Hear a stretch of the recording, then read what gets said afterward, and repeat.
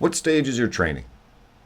Now, did you immediately think of the categories of beginner, intermediate, advanced, supreme soke grandmaster?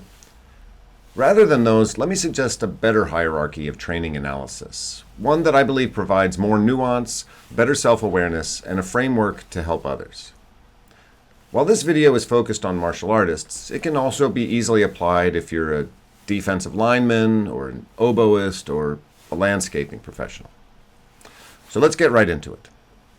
The first stage in learning a physical act or technique or whatever we want to call it is cognitive.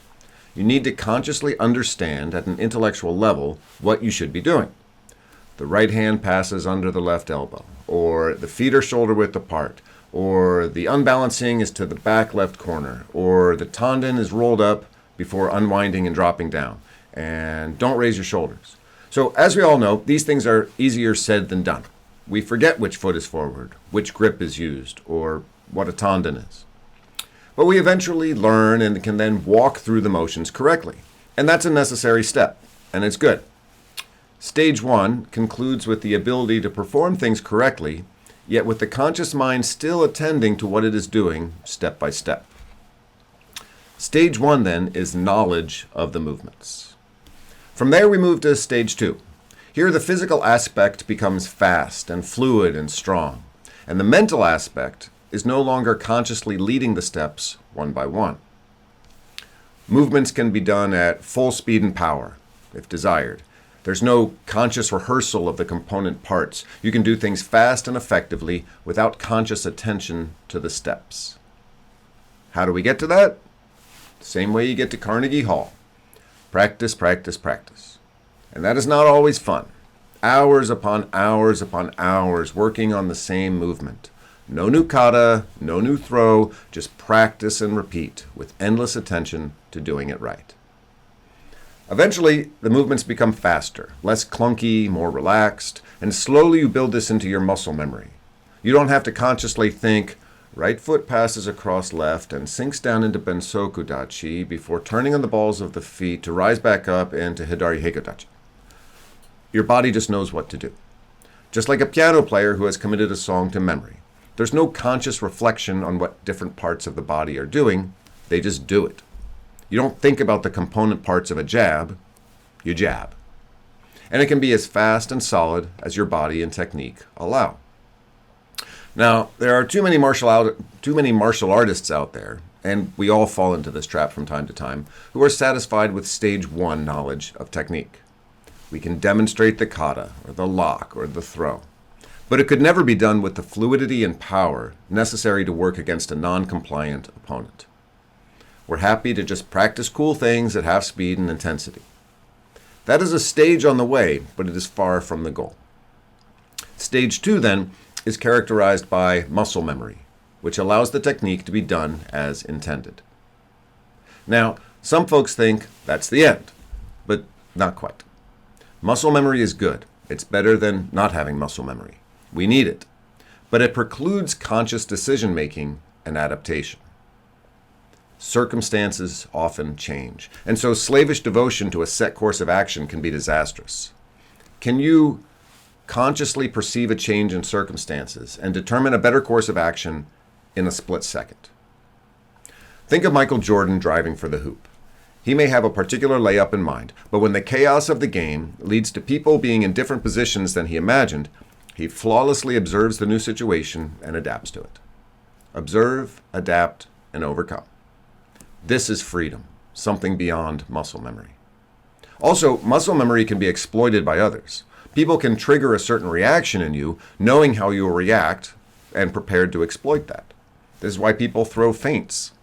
It's also why a moderately trained fighter is often easier to beat than a raw beginner. You know how the slightly trained guy is going to react to different stimuli. You can exploit that. Beginners have no muscle memory, so they're much less predictable. Okay, stage 3. Stage 3 mindfulness is something different. Your mind needs to be aware of, but not attached to, your actions. How do you develop this mindfulness? What the Japanese call mushin? Oh, by the way, since the word mushin is translated as no mind, people often confuse it with muscle memory. In reality, it's something quite different. In my book, When Buddhists Attack, shameless plug, I described it this way. Mushin is the ability to perceive, control, and deviate from one's actions. The mindfulness of Mushin is a complete awareness without the fettering of conscious thought. As Shotokan legend Hirokazu Kanazawa explains, where there is Mushin, there is total control. The person acting on muscle memory alone does not have possession of this type of control. What does it feel like? When have you reached it? It's kind of hard to nail down. People talk about the state of flow or being in the zone, and this may be it, as long as awareness is present, not muscle memory acting with obliviousness. One way I think it can be understood is the experience that an adult may have when play fighting with a child. There may be physical techniques that the adult knows, like how to throw a punch or step in for a throw, but at the same time, there is a relaxed presence of mind. The adult can respond to circumstances as they unfold and is not getting mentally blocked by fear or strategy or habit. The more you train, the more you can hold this mindfulness with people tougher than an 8-year-old. So where is your training? If you're a raw beginner, everything feels like it's stage 1, and that's fine. That's where we all start. If you've been at it a little longer, you're trying to cultivate proper technique through repeated and meticulous practice over and over until it's fast, strong, and grooved into your nervous system. Cool. How does one achieve Mushin? Well, one way to experience it is to only spar with children. But since most of us would like to move beyond that, it takes a lot of practice. First, we need to move from stage 1 to stage 2. The transition from conscious attention to how the movements are done to spontaneous performance of those movements is important, if not necessary. The more comfortable one is with the physical movements, the more likely one can move on into that flow state. And some people are simply better at this than others. There are people who are just naturals, and we rightly resent them. But there are ways to cultivate this mindfulness, and meditation often offers a very helpful practice for those inclined to pursue that path. As you think about all this, you're likely to realize that the initial question, what stage is your training, cannot be answered by placing oneself at one level and one level alone. Even raw beginners are doing some things naturally and even with flow. They're standing up, they're raising their hands, they're walking forward. All of us, then, may find ourselves in varying degrees at all 3 levels. Jeff Ramsey, my Arnis teacher, is a walking encyclopedia of martial arts knowledge. Oops. Okay, there we go. This guy has internalized various arts to a remarkable degree, but there are still new things he learns or techniques he needs to recall and walk through slowly, consciously attending to what each hand is doing in relation to the other and to the opponent. There are always new things to learn and things to recall, and they happen at stage 1. You could be an Olympic champion in karate kata or kumite, and then someone teaches you Aikido's Nikkyo wrist lock for the first time, and you have to learn it at stage 1. And even what you already know can be cultivated at a different level. At first, you lowered your body into a horse stance by bending your knees, and you reach the point of doing so with unattached mindfulness. And then one day, someone explains how the movement of your pelvis facilitates that drop. And so you need to consciously attend to the movements of your pelvis as you drop your body. So back to the drawing board. And when that becomes deeply learned, someone else teaches you how to roll, raise, and then drop your tendon to facilitate that body drop.